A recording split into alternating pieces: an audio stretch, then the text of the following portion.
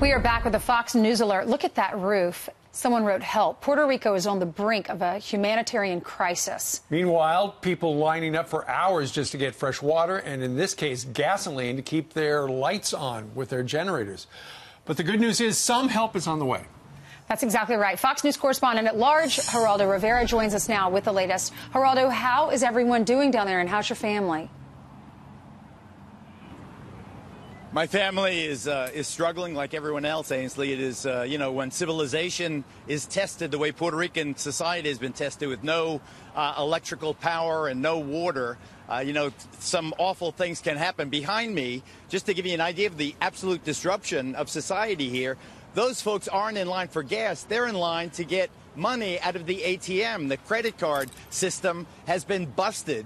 People cannot access their credit cards. They can only get to very selective ATMs to get their money. So aside from the lack of water and the lack of gasoline, there's also the lack of money, of cash to pay for it. The president last night finally addressing this critical issue in a series of tweets. I'll read them.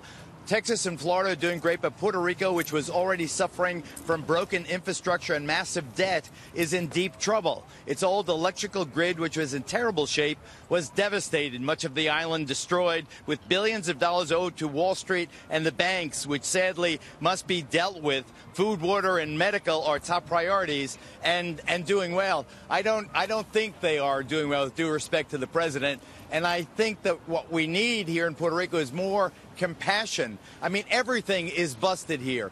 This gas station can't pump gas. That's a high-rise. Puerto Rico famous for these condos near the ocean that has no elevator. There's no water. If you want to flush the toilet on the top floor, you got to walk up 20 stories to get a gallon of water in your commode to flush it. And the electrical grid, which they are saying needs to be repaired, it doesn't need to be repaired. It needs to be totally replaced. It is savaged. The business behind us on the other side of the highway here, absolutely destroyed. I don't know when and how they can get that up and functioning again. But the main thing is water, food, compassion, and a massive rebuilding program. This isn't the time for blame. This is the time to help a fellow American citizen, Stephen Ainsley. You are right about that. All right, Geraldo, we thank you very much.